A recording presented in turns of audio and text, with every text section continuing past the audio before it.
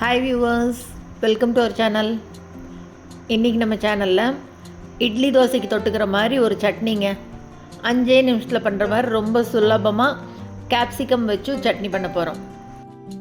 கேப்சிகமில் பண்ணதுன்னு சொன்னால் மட்டும்தான் தெரியும், கண்டிப்பாக தெரியவே தெரியாது. டேஸ்ட் அவ்வளோ அருமையாக இருக்கும்.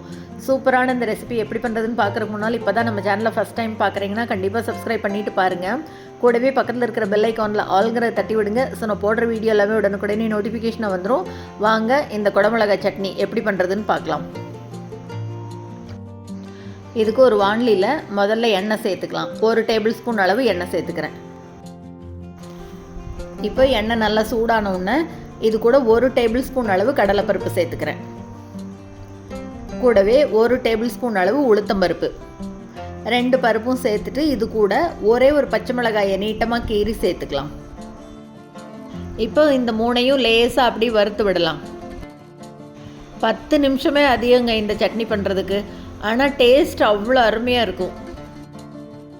காரமெல்லாம் இருக்காது, நல்லாவே இருக்கும். உங்களுக்கு இதில் பச்சை மிளகாய் வேண்டான்னா நீங்கள் வரமிளகா கூட சேர்த்துக்கலாம். பாருங்கள், பருப்பு இப்போ பாதி அளவு வறுபட்ட உடனே இப்போ இது கூட நம்ம குடமிளகாயை சேர்த்துக்கலாம். விதையெல்லாம் எடுத்துட்டு இந்த மாதிரி சின்ன சின்ன துண்டாக கட் பண்ணி வச்சுருக்கேன். ஒரே ஒரு கேப்சிகம் மட்டும்தான் எடுத்திருக்கேன். இதையே அப்படியே பருப்போடு சேர்த்து வதக்கிக்கலாம். பருப்பு பொன்னிறமாக வர வரைக்கும் வதக்கணும்.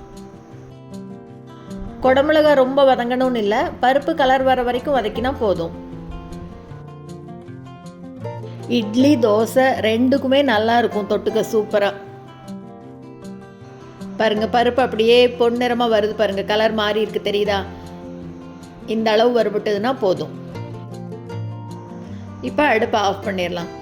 அடுப்பை ஆஃப் பண்ணிவிட்டு இப்போ இது கூட ஒரு சின்ன துண்டு இஞ்சி சேர்த்துக்கலாம். கூடவே ஒரு சின்ன துண்டு புளி சேர்த்துக்கிறோம்.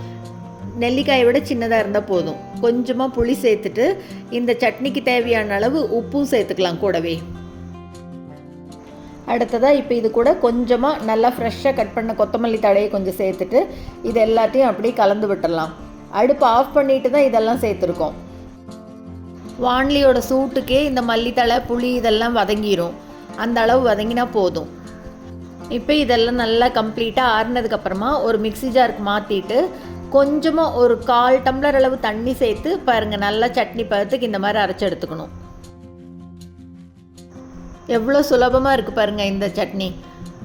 இப்போ இது எல்லாத்தையும் ஒரு பவுலுக்கு மாற்றிக்கலாம். இது கூடவே மிக்ஸி ஜாரில் கொஞ்சமாக தண்ணி சேர்த்து நல்லா அலசி அதையும் சேர்த்துக்கலாம்.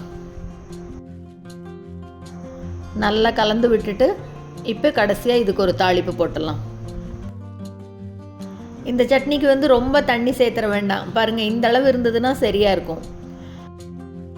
தாளிப்பில் கடுகு, உளுத்தம்பருப்பு, பெருங்காயம், கருவேப்பிலை இந்த 4ம் சேர்த்துட்டு ஒரு தாளிப்பு போட்டாச்சு. அவ்வளோதாங்க.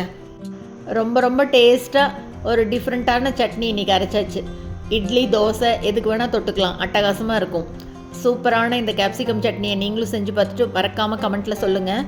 இந்த வீடியோ உங்களுக்கு பிடிச்சிருந்ததுன்னா லைக் பண்ணுங்கள், ஷேர் பண்ணுங்கள், கமெண்ட் பண்ணுங்கள். மறக்காமல் நம்ம சேனலை சப்ஸ்கிரைப் பண்ணுங்கள். கூடவே பக்கத்தில் இருக்கிற பெல் ஐக்கானில் ஆல்ங்கிறத தட்டி விடுங்க. ஸோ நான் போடுற வீடியோ எதுவுமே மிஸ் பண்ணாமல் பார்க்கலாம். தேங்க்ஸ் ஃபார் வாட்சிங்.